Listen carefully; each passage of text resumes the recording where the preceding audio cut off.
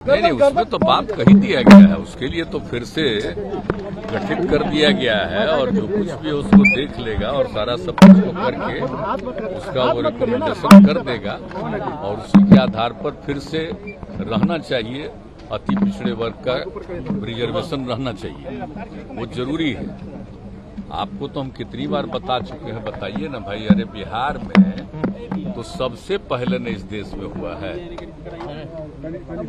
1978 में हुआ था। ओबीसी और ईबीसी दोनों के लिए आरक्षण जननायक कर्पूरी ठाकुर जी ने किया था। बोलिए, तो जब उनके समय का ही किया हुआ है और 78 का किया हुआ है और बाद में जब 2020 में उस समय की 2000 में किया था उस समय की सरकार ने ओबीसी के लिए आरक्षण, इसमें जो चुनाव में तो उस समय कोर्ट से हो गया और खास करके ओबीसी के बारे में ज्यादा चर्चा आ गई थी तो उसके बारे में वो रुक गया था। तो फिर जब 5 में हम लोगों को मौका मिला तो हमने जो कुछ भी फैसला था हाई कोर्ट का तो हमने कहा ठीक है भाई, ओबीसी में हम लोग ईबीसी को देंगे, सिर्फ ईबीसी को देंगे। पहले तो सबके लिए था तो हमने उसी के लिए कहा रिजर्वेशन। और आप जान लीजिए सभी दल के लोगों से विचार विमर्श करके और उसके बाद ये निर्णय हुआ।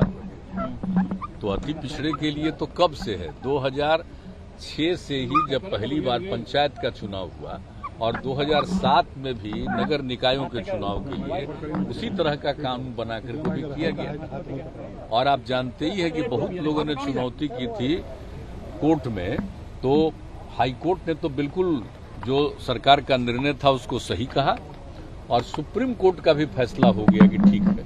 तो यहाँ तो चल रहा था ना भाई, 4 बार से चला है पंचायती का और 3 बार हो गया था नगर निकाय का। तो एक बार के बारे में तो चुनाव हो रहा था, तो क्यों नहीं आखिर अति पिछड़ों को आरक्षण होगा।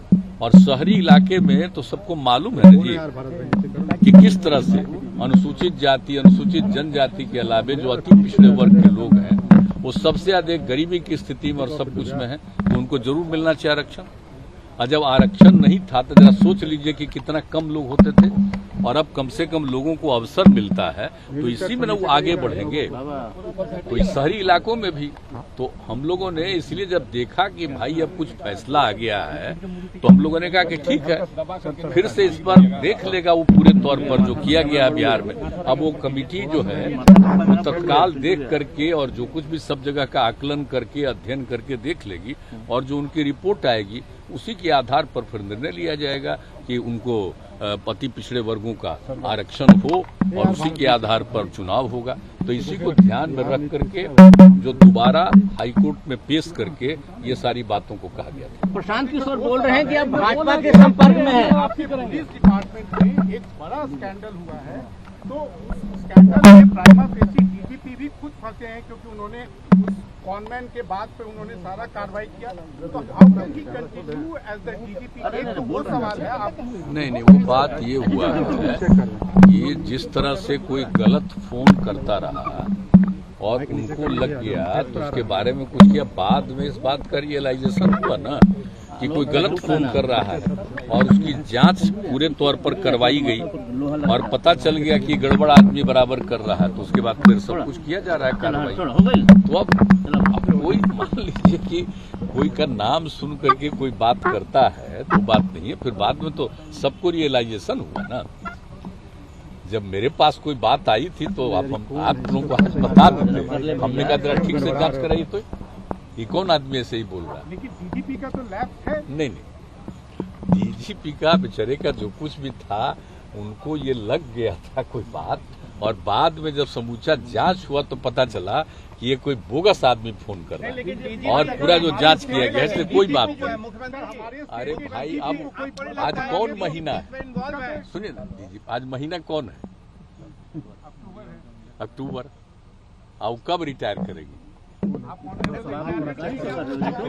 2 ही महीना ना बेचारे का बचा है और बाकी काम सब ठीक करते हैं। अब एक कभी कोई मान लीजिए कि कोई त्रुटि हो गई कोई गलती से और फिर रियलाइजेशन हो गया तो इस पर ज्यादा ध्यान नहीं देना चाहिए।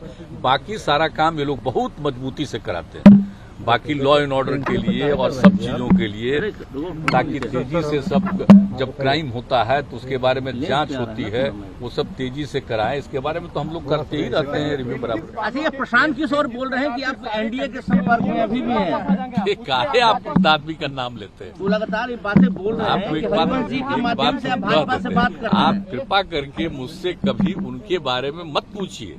एक बार तो हम बता ही दिए हैं, अब बाकी जिसको मर्जी है रोज बोलते रहता है। आई नहीं जानते हैं, खूब ठीक से जानते हैं, वैसे ही बोलते रहता है। अपनी पब्लिसिटी के लिए जानते ही हैं, तो अपना पब्लिसिटी के लिए बोलते रहता है। बोलते रहे, क्या फर्क हम लोगों को पड़ता है? हम तो किसी जमाने में उसको बहुत माने हैं, और अभी उसका मन क्या है या क्या क्या बोलते रहता है, बोलते रहे, हमको कोई मतलब नहीं। अरे यंगर है, हमने जिन लोगों की इज्जत की है तो आपको मालूम है ना, आपको तो पता है ना कि हम कुछ लोगों की जो इज्जत की है, मेरे साथ कितना दुर्व्यवहार किया है। तो क्या कीजिएगा, छोड़ दीजिए, उस पर कोई कमेंट ही मत कीजिए। पानों से रिलेटेड उस केस में जिस प्रकार से कन्विक्टेड लोगों को छोड़ा गया, हरियाणा में बाबा राम रहीम जो रेप के केस में, मर्डर के केस में कन्विक्टेड है, हर बार चुनाव आता है बीजेपी गवर्नमेंट छोड़ती है। वाला को जी कौन है?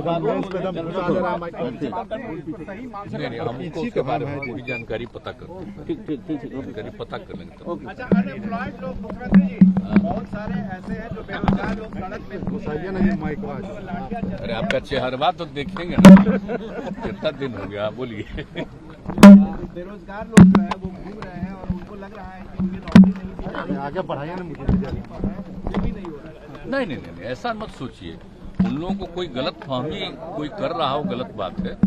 एकदम बेरोजगारी को जितना जल्दी हो सकता है, चाहे वो किसी भी विभाग में हो, हम लोग बहुत तेजी से काम कर रहे हैं। और आप जान लीजिए आज ही कितने लोगों को मिलेगा। इसी तरह से बराबर हम लोगों ने तय कर दिया है कि सब जगह का रोजगार जल्दी से जल्दी हो जाए। तो इसलिए हम सब लोगों का आग्रह करेंगे कि मत चिंता करो।